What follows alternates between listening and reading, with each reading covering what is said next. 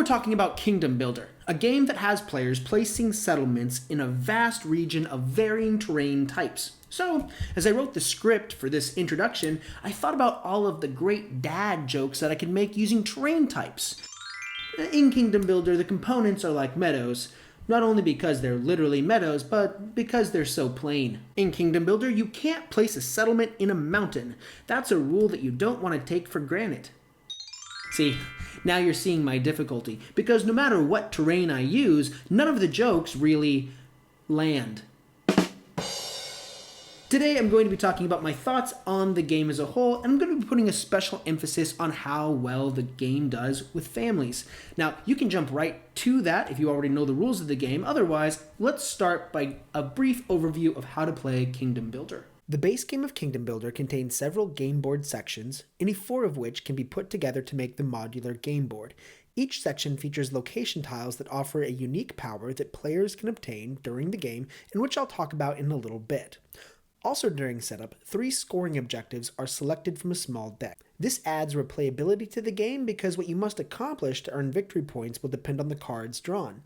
In this setup, farmers award players for having settlements in all 4 sections, lords award victory points to the most settlements in each section, and knights award players whose settlements are along a long horizontal line. Players begin the game with 40 settlements. The game is played over a series of turns taken in clockwise order, during which a player must draw a terrain card and place 3 settlements on hexes matching the terrain on the card.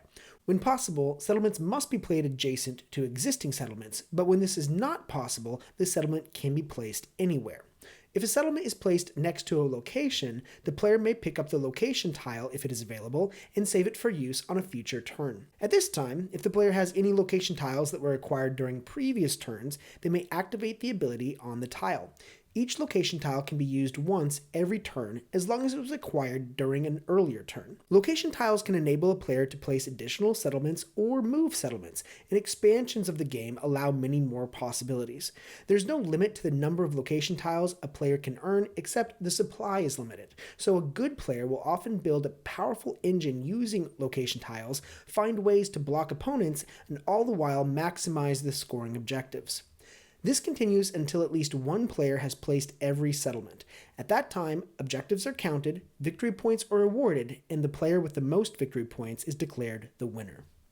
Final thoughts on the game. So when it comes to Kingdom Builder, my thoughts are a little complicated, primarily because this is a borrowed copy, and my friends who bought the big box wanted to sell this to me at a reduced sale price of only $20, the same price they got for it on Amazon. And yet, even though I liked the game, I declined. So why is that?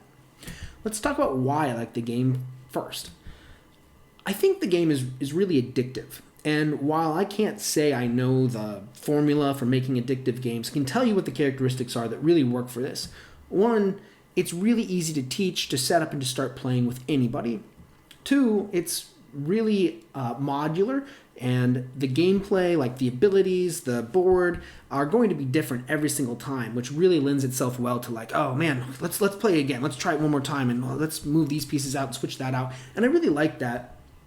And then I think with many addictive games, it has one more aspect, which is it's really frustrating, or it can be aggravating at times, because you're in a situation where you know what you want. You really want this one thing, and because of the cards that come out, or in other games that are addictive, the roll of a dice or something like in Catan, you keep getting prevented from getting the thing that you want. And so by the time the game is done, you're going, man, if I had that one thing or that card came out, let's try it again. I'm sure I can get it next time.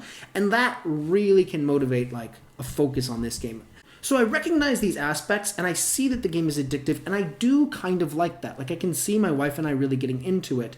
However, the game is basically a modified version of a strategy game. Like, if you're familiar with the game called Hex, you can place your pieces anywhere on the whole board. And so what they've done is they've added an element of luck where you can only place pieces where the card says you can play it. So you're sitting there and you're going, oh man, if I can get a flower card, I'm going to go there. If I can just draw the valley card, I'll do that, and then I'll do this, and da-da-da-da. If I get a plane card, well, man, I don't know what I'm going to do if I draw planes. Hopefully I don't draw planes. And then you flip over planes, and you're like, oh, shucks, I drew planes. So what am I going to do now? That simplicity really lends itself well to addictive play. Now, what do I not like about the game? Well, I make game reviews. I've played hundreds of games.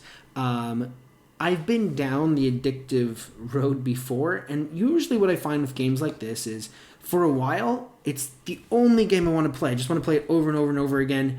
And then after I've had my fix, you set it on the shelf and you're like, man, we've played that a lot lately. Let's play something else. And then as soon as you start playing something else, this just kind of becomes old. Or, I haven't had this game for very long. So in my case, it hasn't become old yet. But like with Dominion, even though we take Dominion out from time to time, there was a time when we were obsessed with it.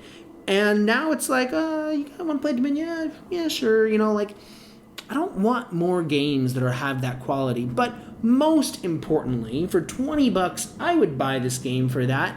Except my kids, it doesn't go well with kids. And the reason it doesn't go well is because it's so abstract. The objectives, they're all just text printed on cards. This game, you want to get a long row and you want to get more settlements in a certain sector, or you want to get different settlements all across the board. And the next game you play, all the objectives are different. And so explaining to a younger kid, okay, well, today when we played, this is what you want to do. And then next time, this is what you want to do. I suppose the variant you could do for young children is you could just always play the same objectives every single time. This one, thematically, there's nothing there. You're putting houses. What do the houses represent? They're nothing. It might as well be checkers. Thematically, there's not engagement there. The rules are too confusing to follow. So my young kids don't like this game. That means if I was to own this, I would only play it with my wife. And I'd rather, if I was going to spend any money at all, I'd rather buy something that I can play as a whole family. I can imagine this game going over really well with kids that are older, that can read, that understand strategy. Like if your child can play chess, they'd probably like a game like this. The abstract rules would be really engaging for them. So whether or not it's an effective family game is going to depend largely on the age of your children and what kinds of games they already like. So this is not really a keeper for me, but I like it. And I would play this probably any day. If somebody brought it to the table, I'd be like, yeah, Kingdom Builder sounds great. And I'll enjoy it. It's not one for my shelf. As far as the perfect board game scale is concerned, for theme, nothing means anything in this game. It is totally arbitrary rules. So for theme, it's a 1. For mechanics, though, I really like the mechanics. I like the hex-like gameplay. I would say a 7 or maybe even an 8. For luck can really interfere with your strategy. So again, like a 7 or an 8. Whereas for strategy, 5, like 5.5, you can't do very much to mitigate luck, except leave yourself with many options so that you can work around bad luck.